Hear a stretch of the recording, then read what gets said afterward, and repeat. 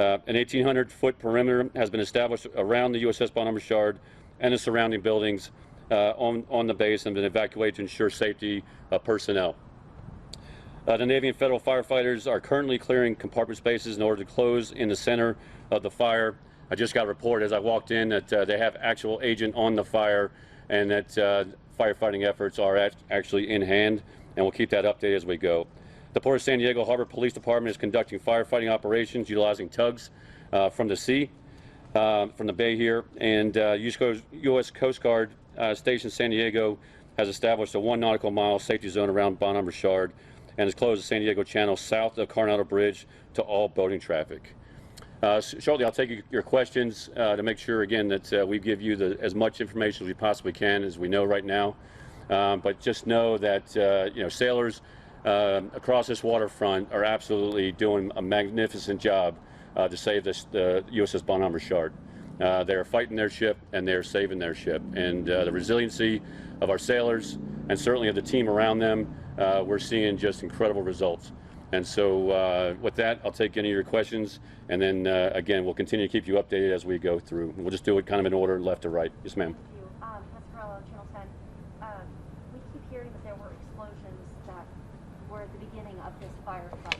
Can you talk a little bit about that? Yes, there was a report of an internal explosion. What we cannot ascertain is exactly what that explosion was caused from. Initial reports is sort of a backdraft of an overpressurization as the compartment started heating up. That caused a pressurization, and that was sort of what caused that explosion. Certainly under due caution, we evacuated, reset the perimeter, and then go back and fight the fire and make sure we're good to go. Yes, sir. Can you go into detail about the shelter in place that you guys currently have right now? What you all tweeted out about an hour ago? Yeah, the shelter in place really is to maintain that safety perimeter, 1,800 yards around the ship, just to make sure that one we know who enters in to the safety perimeter. We know that we keep everyone safe, just on the absolute mode of precaution in case something does go differently than we anticipate right now. Sir. I think a lot of sailors have told us fire is one of the more dangerous aspects of being on a ship. Can you go into detail just, how dangerous is a fire on board a ship like this? Absolutely. Firefighting, well, the main thing is we're trained from day one when they enter boot camp about how to fight a fire, how to deal with a fire, and understand, live fires really from the first day of boot camp. And so, this is what we're trained to do. Fire in itself in a compartmental space, not knowing where the source of the fire is, like anything else, it's dark, it's uncertain, but again, the training and the efforts, we're starting to see the results. So the team's really doing a great job. You have 17 injured sailors. Were any of them involved in firefighting? Were they from the flying team or anything like that? Again, I don't have the specifics on all 17. We'll get those as we go, but as folks were getting from heat exhaustion, smoke inhalation, those sort of things, we want to make sure that, again, they're getting well taken care of. But again, they're in varying facets of today's events. And so once they are getting the care they needed, we make sure they got the best treatment possible. Yes, ma'am. What can you tell us about the condition of the sailors who were transported to the hospital? I mean, type of burns, or I know you just... Yeah, the information I have right now is stable condition, and again, most of them are attributed to smoke inhalation, those types of things. But again, I don't have the facts of all of them, but we'll keep that and keep you updated. Any concern of a further explosions? Right. I mean, there's always that concern. That's why we got our friends from San Diego as well as the harbor, making sure that the hull is being cooled simultaneously while they're inside fighting the fire. Again, it's as many access points we can make to make sure that the temperature. We put some temperature gauges and monitors to make sure we understand where the temperature is, and that right now the risk is low for those secondary explosions. But again, a fire in that kind of environment, we just got to be absolutely, take every precaution possible. Is this a fuel oil fire, a hazmat fire? It is. It's classified as a Class A fire, so it's debris that you would find in office spaces, in berthing compartments, basically, cloth, ashy type of fire, and so that's what's fueling it right now. Is all the normal things you would find in a compartment is burning, and so we don't understand right now the source just yet of what happened this morning. But again, we're fighting, and we're at the seat of the fire, if you will, and we're actually putting agent on it, which is a good sign. Should the residents of National City be worried with this, smell coming? Yeah, no, I would say not at all.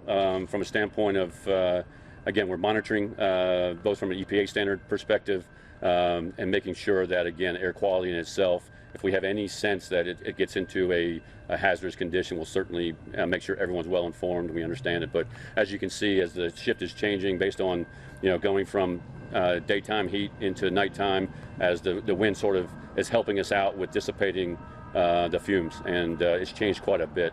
And if you look at the type of fire we have, again, ashy fire, there's nothing toxic in there. It's just black smoke, and nor now, because we're doing a firefighting agent, you're starting to see more whiter smoke, which is a good sign that the fire is being maintained. Sir? How extensive is the damage inside? Do you think the ship will eventually sail again? We're absolutely going to make sure it sails again, but we don't know. And so right now we're going to fight the fire, and then we'll work on understanding about what exactly happened with the fire and where it went to make sure she sails as best as possible in a very near time. So, and she was already in the shipyards being worked on. So again, she was in a stage of repair anyway. So we're just going to get right back at it once we get this thing contained and put out. Is it clear which part of the ship the fire started? Not absolutely clear. We understand down in basically in the lower cargo hold of the ship. It's called a deep V for that class of ship, and it's this huge open area where you would store a lot of marine equipment and everything else. And so that's where we believe it started. And then everything above that is where offices and berthing compartments are. And so that's where we want to make sure we contain it. And how much fuel is on the ship? Right now, I think they have roughly 1 million gallons of fuel, well below where any heat source is. And again, that was the priority all day, to make sure that that was not affected. And do you yet know how much it may cost the ballpark range to avoid the damage on that ship? I'm sorry. That's okay. Do you yet know how much the damage will cost yet? No, I have no idea at this point. Thank you.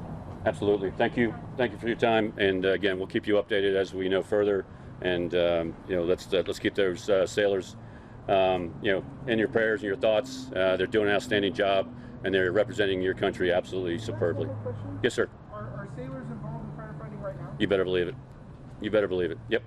And doing a magnificent job. Just came from the scene, just to kind of echo that real quick.